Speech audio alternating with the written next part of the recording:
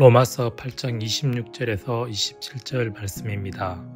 성령께서도 우리의 연약함을 도와주십니다. 우리는 마땅히 무엇을 기도해야 할지 알지 못하지만 오직 성령께서 친히 말로 할 수 없는 탄식으로 우리를 위해 간구하십니다. 마음을 살피는 분께서 성령의 생각이 무엇인지 아십니다. 이는 성령께서 하나님의 뜻을 따라 성도를 위해 간구하시기 때문입니다. 아멘. 계속해서 우리는 복음이 얼마나 능력이 있고 구원이 진짜로 내 삶에 이루어질 것임을 말씀을 통하여 함께 나누었습니다.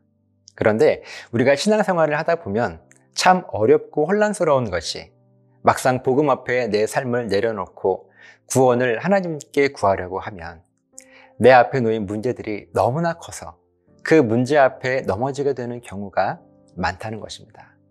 그래서 무슨 기도를 지금 어떻게 해야 할지, 때로는 이 기도조차 할 수 없을 정도로 힘든 상황 속에서 우리는 아무것도 하지 못하고 그저 그렇게 방황하는 일들이 적지 않습니다. 그때 여러분은 어떻게 하십니까? 어떻게 해야 할지 알면 이런 고민도 하지 않겠죠. 그렇습니다. 어떻게 해야 할지를 알면 혼란스럽지도 힘들게 고민하지도 않을 것입니다. 그리고 오늘 말씀은 그런 우리에게 이런 상황 속에서 무엇을 어떻게 해야 할지에 대해서 알려주시는 하나님의 말씀입니다. 26절 말씀을 보면 가장 먼저 우리들에게 한 가지를 분명하게 잊지 말라고 말씀해 주시는데 성령 하나님께서 우리의 연약함을 도우실 것이라는 말씀입니다. 우리가 문제 앞에서 넘어져 아무것도 할 수 없는 상태는 우리의 연약함입니다. 바로 이 연약함을 성령 하나님께서 해결해 주신다는 진리를 잊지 말라고 우리를 먼저 위로해 주십니다. 그렇게 우리가 무엇을 기도해야 할지 알지도 못할 때 오직 성령 하나님께서는 우리를 대신하여 직접 그 성령 하나님께서 직접 하나님을 향하여 말로 할 수 없는 안타까움과 긍휼로 우리를 위해서 대신 간구해 주신다고 말씀해 주십니다. 우리가 큰 문제 앞에서 기도조차 할 수 없을 때, 아니 좀 더 심하게는요, 하나님마저 잊어버리게 되었을 때 우리가 할 수 있는 것은 정말 아무것도 없습니다. 내가 할 수 있는 것이 아무것도 없기 때문에 성령 하나님께서 나를 대신하여 모든 것을 해주시는 것입니다. 기도를 할 수 없으면 나를 대신하여 기도해 주시고, 내 마음에 평안함을 찾을 수 없을 때 나를 대신하여 평안함을 발견하게 하실 것이고, 내 힘으로 나를 덮고 있는 아픔과 슬픔을 이겨낼 수 없을 때 나를 대신하여 모든 아픔과 슬픔을 나를 대신하여 감당해 주심으로 회복과 기쁨을 선물로 나에게 주실 것입니다. 이것이 바로 우리가 누려야 할 구원입니다. 보이는 소망은 오직 나의 노력을 통해서만 얻게 될 것이지만 보이지 않는 소망은 그 어떤 우리의 노력이 아닌 오직 하나님의 은혜의 선물로 아무런 값없이 우리의 삶에 주어지게 될 것입니다. 내 삶에 어렵고 힘든 일들 때문에 아무것도 할 수 없을 때 그냥 아무것도 하지 마십시오. 오직 성령 하나님께서 친히 말로 할 수 없는 탄식으로 우리를 위해 간구해 주실 것입니다.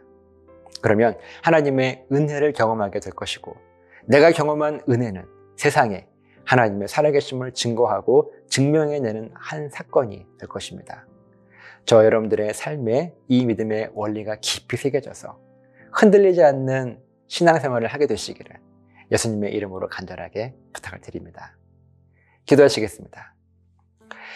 살아계신 하나님, 내가 아무것도 할 수 없을 때가 있습니다.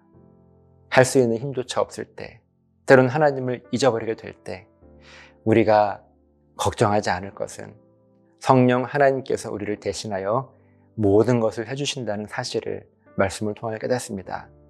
이 믿음을 가지고 우리들의 삶이 흔들리지 않을 수 있도록 지켜주시옵소서. 감사드리며 예수님 이름으로 기도합니다. 아멘.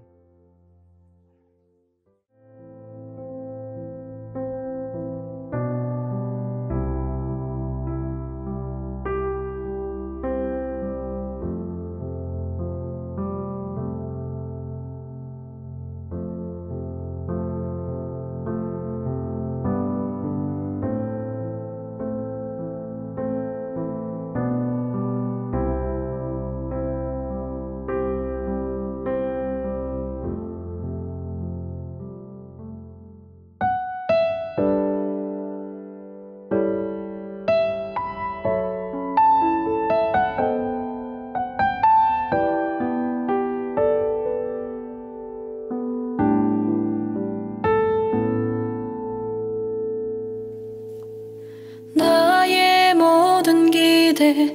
내가